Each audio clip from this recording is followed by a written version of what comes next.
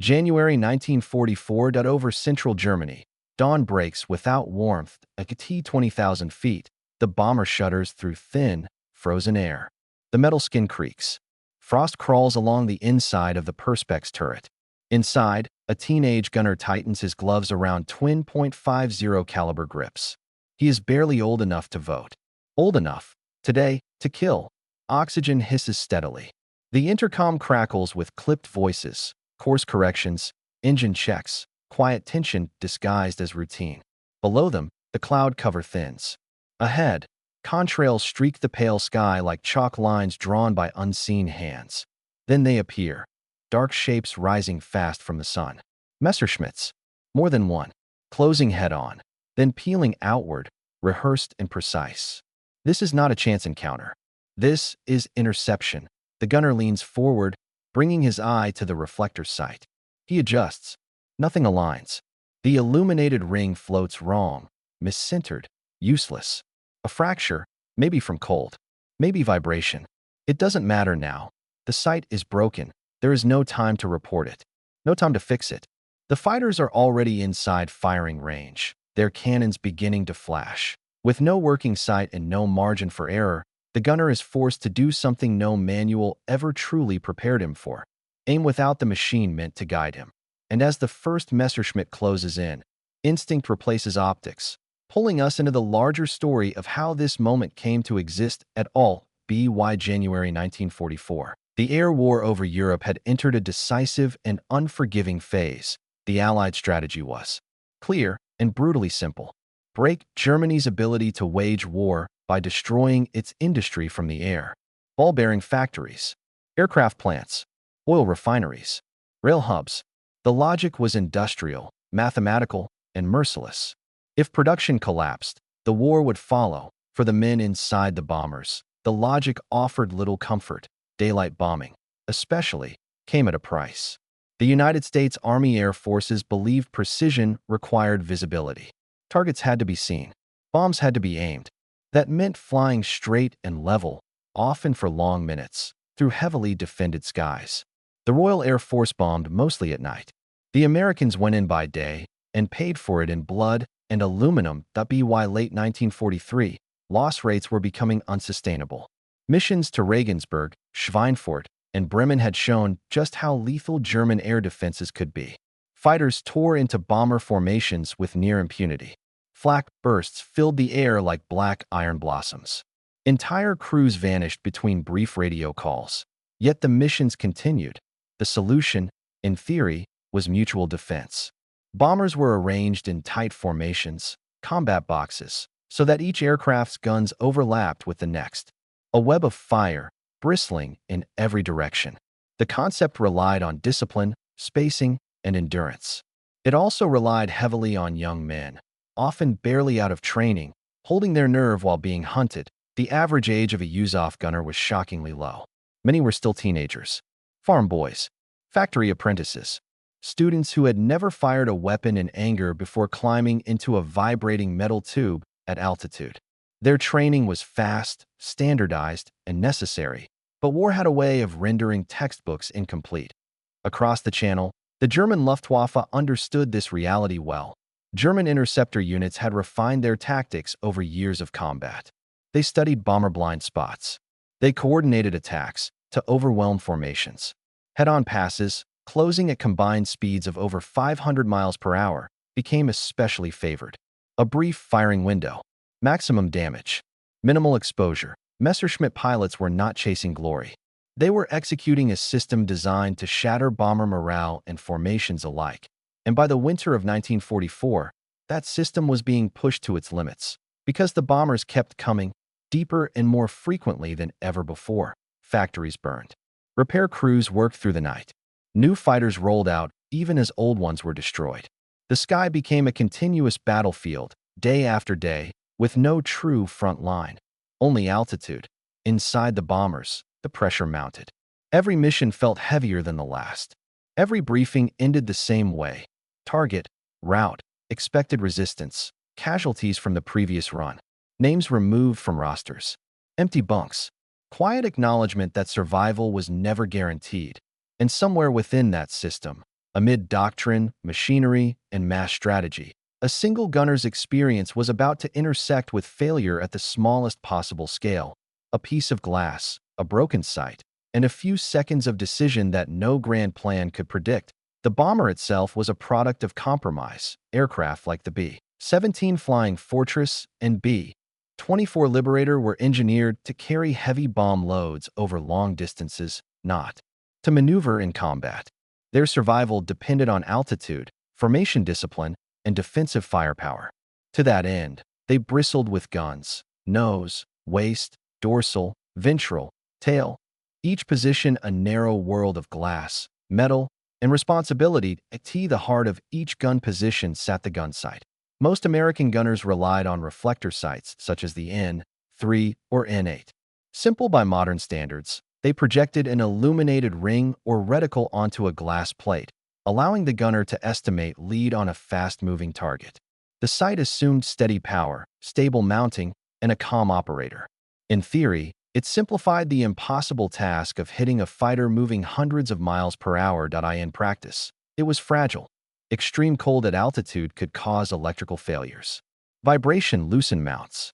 Frost obscured glass.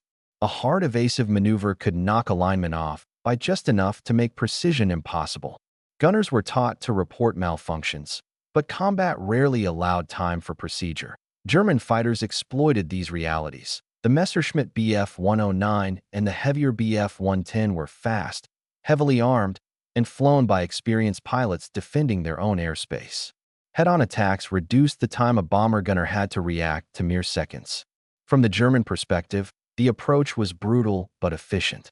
From the bomber, it felt like being charged by a rifle bullet. The teenage gunners inside those bombers were expected to meet that charge with discipline.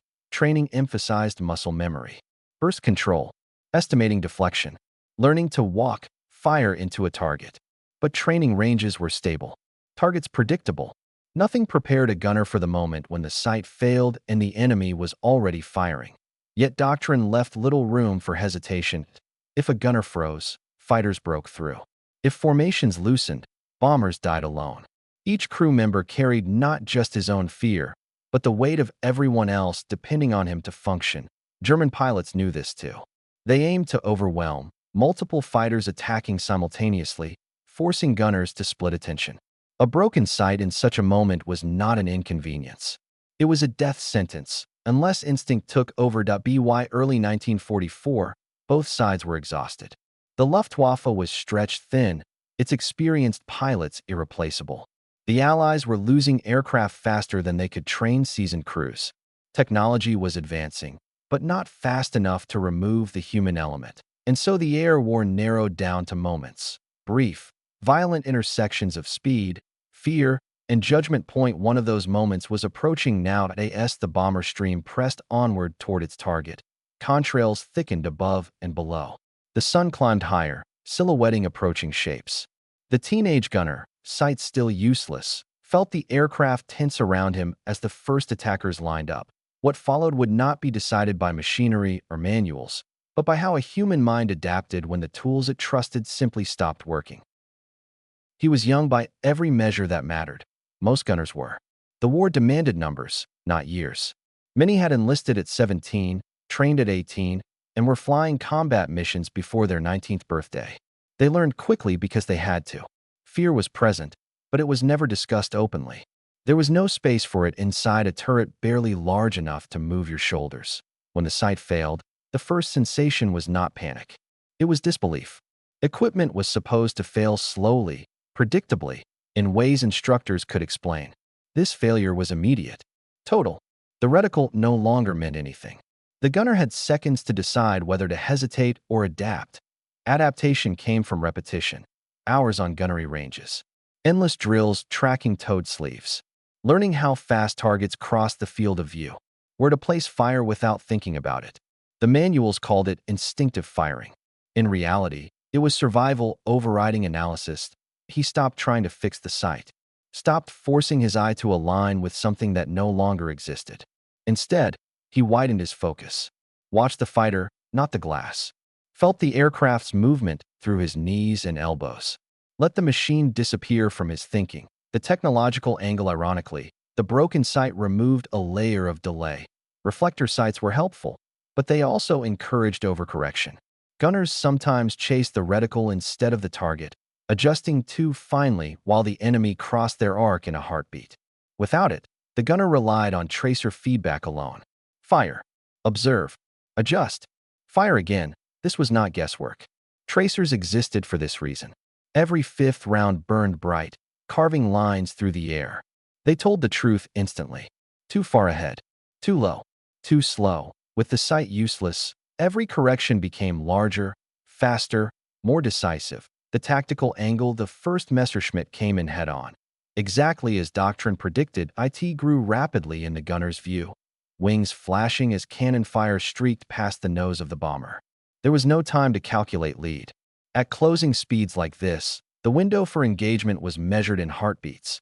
The gunner opened fire earlier than instructed, not to hit, but to shape space, to force the fighter to fly through a corridor of bullets. The Messerschmitt pilot, expecting precise, delayed fire, suddenly faced a stream that felt uncomfortably close. He broke slightly. Enough. Enough was all it took. As smoke appeared where there had been none, the gunner realized something unsettling. This was working, but the sky was not empty, and the enemy was not done. The leadership angle inside the bomber, leadership did not come from rank. It came from steadiness. The pilot felt the aircraft shudder as rounds struck the fuselage. The co-pilot called out closing fighters. The navigator kept his head down, maintaining course despite the chaos unfolding outside. No one questioned the gunner's fire. There was no time for commentary or correction. Trust was implicit. Intercom discipline mattered. Sure calls. No panic. When the gunner reported hits, the response was measured, not celebratory. Acknowledge. Continue. Every crewman understood that survival depended on maintaining function, not emotion. This quiet professionalism allowed the gunner to keep firing without interference. No one asked about the broken sight. The results spoke for themselves. The enemy Anglo-German pilots approached with expectations. They knew American gunners relied heavily on sights. They had studied engagement timing. Many attacks were designed to exploit hesitation, closing rapidly, firing a burst, then pulling away before defensive fire fully converged. What they encountered instead was unpredictability. Without a fixed reticle, the gunner's fire patterns were less precise, but also less readable. Tracer streams appeared sooner, wider, forcing split-second evasive choices. For an attacking fighter already at the edge of control, that unpredictability mattered. 1 Messerschmitt overshot. Another pulled too late. In high-speed air combat, mistakes were rarely survivable. The moral angle, there was nothing heroic in the moment. There was no thought of medals or tallies. Only repetition. Track. Fire. Adjust. The teenage gunner did not feel powerful. He felt narrowed, reduced to function. War stripped the act of killing of any abstraction. Each aircraft that broke away trailing smoke was not a victory. It was a problem temporarily removed. By the time the 6th Messerschmitt was hit, the gunner's arms were burning. Ammunition belts rattled empty. The smell of cordite filled the turret, mixing with cold oxygen and sweat. His world had shrunk to motion and light. Then, just as suddenly as it had begun, the attack slackened. The sky ahead cleared. What remained was silence, heavy, disorienting, and the uneasy realization that the most dangerous part of the mission might still be ahead. Because survival in air combat was never proven in the moment of firing, it was proven only if the aircraft stayed in the air. The bomber did not slow. It could not. Once engaged, there was no turning back, no circling for assessment. The formation pressed forward, engines locked at power settings calculated long before the first fighter appeared. Around them, the sky was fractured, contrails bending, flak bursts climbing from below, isolated bombers already drifting out of alignment. The teenage gunner barely registered any of it. Another Messerschmitt came in from below and ahead, angling upward toward the nose. This was a dangerous approach, exploiting the moment when overlapping fields of fire thinned. The fighter's nose flashed. Cannon rounds tore past the turret, close enough to be felt rather than seen. The gunner swung the gun smoothly, not fast, not slow, without a sight. He aimed by shape and motion. He watched the aircraft's nose, not its wings. He fired where it would be, not where it was. Tracers arced out, falling short at first. He corrected immediately, raising the stream in a single, decisive motion. The Messerschmitt flew into it. There was no explosion. No dramatic break. Just a sudden darkening along the engine cowling, followed by smoke.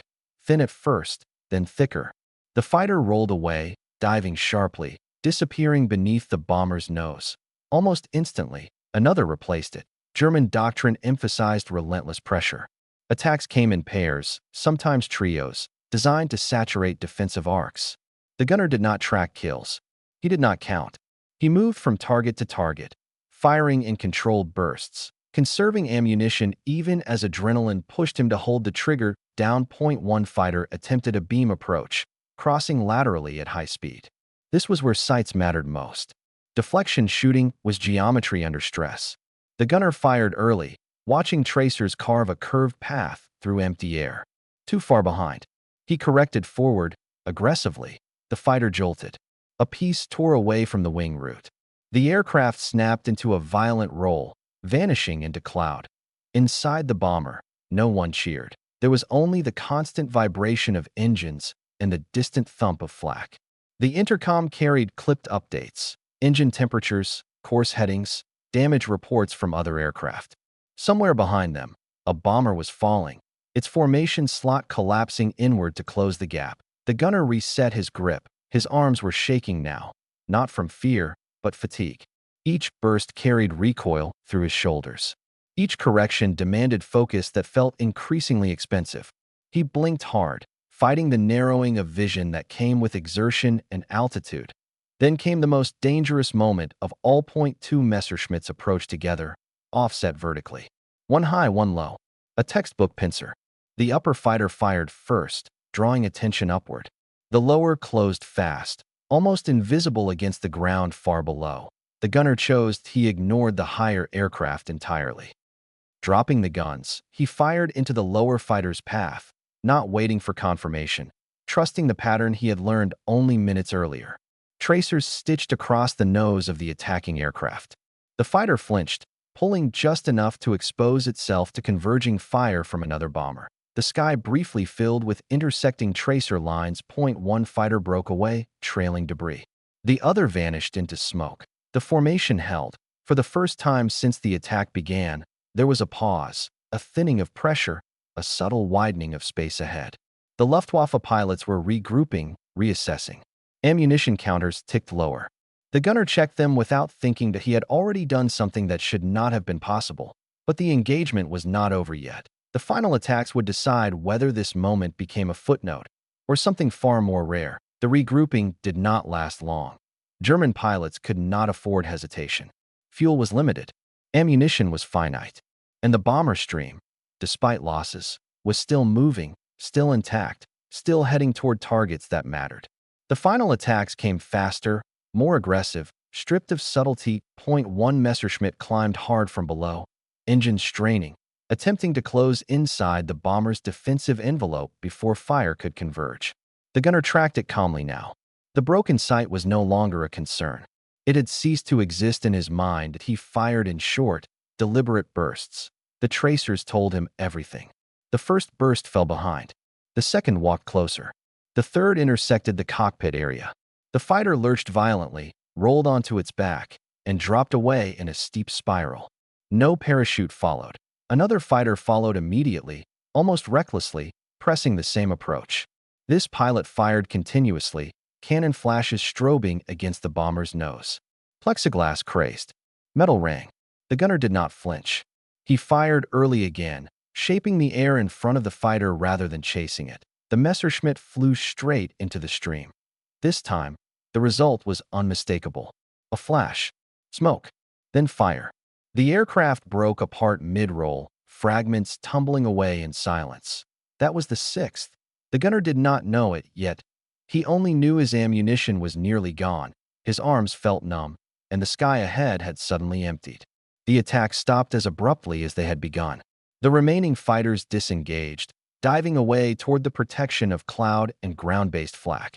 Inside the bomber, the moment stretched. N01 spoke for several seconds. Engines droned. The aircraft flew on, wounded but alive.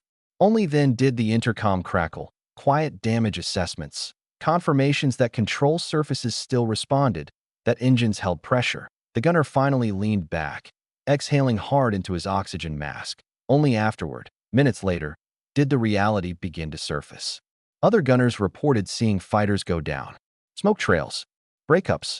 One crew claimed at least 2. Another said 3. Confirmation would come later, on the ground, through debriefs and cross-referenced claims. For now, there was only continuation. The bomber stream reformed. Gaps closed. The target lay ahead, unseen but inevitable. Bomb bay doors would open. The mission would proceed exactly as planned, as if nothing extraordinary had happened at all, but something had changed, not in doctrine, not in strategy, in understanding. A broken piece of equipment, meant to guarantee precision, had been stripped away, leaving only training, instinct, and decision. In that narrow space, a teenage gunner had done what theory said he should not have been able to do. And the war moved on. The consequences of that moment would not be felt in the air, but afterward, on the ground, in numbers, reports, and quiet realization. The bomber reached its target. Bomb bay doors opened over hostile territory, the sudden rush of air cutting through the aircraft like a physical force. The release was clean. The bombs fell away, shrinking rapidly until they disappeared into cloud and distance. No one watched long enough to see impact. Training discouraged it. The aircraft had to turn. The formation had to survive the way out. Flak intensified during the withdrawal. Black bursts climbed to meet them, precise and relentless. Shrapnel rattled against fuselage and wings. One engine ran rough. Another bomber nearby lost altitude, sliding downward with smoke trailing from its port side. There was no escort close enough yet. Every minute remained dangerous, but the Luftwaffe did not return in force. The attack had cost them too much. Fighters shadowed the formation at a distance, but did not press in. By the time friendly fighters appeared, sleek silhouettes rising to meet the bombers, the worst was over. The return flight was quiet. Adrenaline drained away, replaced by exhaustion that settled deep into bone and muscle. The gunner flexed his hands, surprised at how stiff they felt. The broken sight sat in front of him, inert and unimportant now. He barely looked at it. When the aircraft finally descended and the runway came into view, relief was controlled, professional. Landing was just another phase of the mission. Engines cut. Hatches opened. Cold air rushed in. Only on the ground did the weight of what had happened begin to surface. Debriefings followed immediately. Gunners reported sightings, times, bearings. Other crews corroborated. Ground intelligence officers listened carefully, comparing accounts across formations. Smoke trails seen by multiple aircraft mattered. Breakups mattered more. One by one.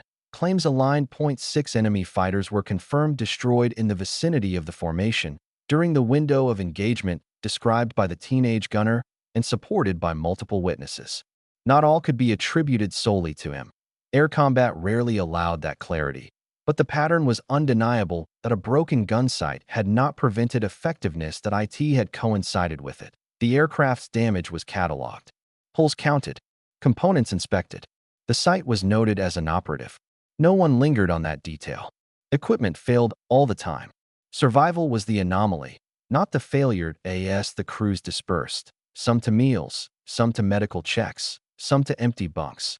The mission was already being filed away as one among many, but the implications of what had happened were only beginning to settle in the days that followed. The mission was absorbed into the broader machinery of war. Loss reports were finalized. Aerial victory claims were cross-checked against German records where possible, though confirmation often lagged behind reality. The Luftwaffe, under constant pressure by early 1944, recorded increasing aircraft losses and dwindling experienced pilots. Every fighter destroyed over Germany mattered more than those lost elsewhere. They could not be easily replaced. For the teenage gunner, recognition was measured and restrained. There were no headlines, no immediate ceremony. Decorations, when awarded, came weeks or months later, filtered through layers of verification and command review. What mattered most to the men involved was simpler. The aircraft had survived, and so had the crew. Within training units, stories circulated quietly. Instructors noted that gunners who learned to rely solely on sights sometimes struggled when conditions degraded. Frost, Smoke. Damage. This engagement reinforced something veteran airmen already understood. Tracer discipline and spatial awareness mattered as much as optics. The machine assisted, but it did not replace judgment. NO manuals were rewritten because of a single fight, but emphasis shifted subtly. Gunners were encouraged to practice more unaided tracking, to trust the pattern of fire, to think in volumes of space rather than points of aim. These were small changes, but in a war decided by margins, small changes accumulated. For the Luftwaffe, the trend was unmistakable. By mid-1944, German fighter units were fighting defensively, outnumbered, increasingly inexperienced. Head-on attacks continued, but with less coordination. Fuel shortages limited training. The psychological balance of the air war tilted steadily. What had once been contested airspace became, gradually, a corridor the Allies could force their way through at terrible but acceptable cost. The teenage gunner would fly again. Many did. Some completed their tours. Others did not. War did not reward consistency or fairness. It rewarded survival until it didn't. Years later, memories of that mission would remain sharp, not because of the number of aircraft destroyed, but because of the moment when control was taken away and something deeper had to replace it. The broken site became a footnote, not because it was irrelevant, but because it revealed a larger truth about combat aviation. Technology could fail at any moment, and when it did, only preparation and decision remained. That realization lingered long after the paperwork was filed and the airfields grew quiet. And it leads us to the final question: what this moment meant beyond the tally marks and after-action reports. War has a way of reducing life to fractions of seconds. In those moments, preparation, instinct, and decision become more tangible than any manual, sight, or plan. For a teenage gunner, thrust into a lethal environment at altitudes where oxygen thins and the cold bites through steel, survival was not merely a skill. It was a test of adaptation under fire. The broken gun sight, inert and unhelpful, became a paradoxical teacher. It stripped away reliance on machinery and demanded reliance on human perception. What the manuals could not teach, what technology could not guarantee, was learned in that brief, violent encounter. How to see, anticipate, and act when certainty vanished. 6 Messerschmitts fell? Yes, but the deeper truth lies elsewhere. It lies in the capacity of human judgment to assert itself against both the chaos of battle and the limitations of tools. It lies in the realization that youth, training, and nerve can combine to meet challenges that seem impossible. History remembers battles in numbers, strategies, and losses. Yet within those vast, impersonal records exist countless moments of quiet, deadly improvisation. Moments where survival depended not on doctrine, but on instinct sharpened by necessity. For this gunner, the sky became a classroom, the broken sight a lesson, and the narrow seconds of engagement a crucible. The story is not of luck. It is of clarity under pressure, of adaptation when the expected fails, of human resilience amid the machinery of war. And in that understanding, we glimpse the truth of aerial combat in World War II. Beyond bombs, beyond formations, beyond the roar of engines, the war was decided, again and again, in the brief, decisive choices of individuals, often young, often inexperienced, but sometimes extraordinarily alive. The sky cleared. Engines droned. And for a moment, amidst exhaustion and frozen air, the young gunner simply survived, and in surviving, achieved something almost impossible.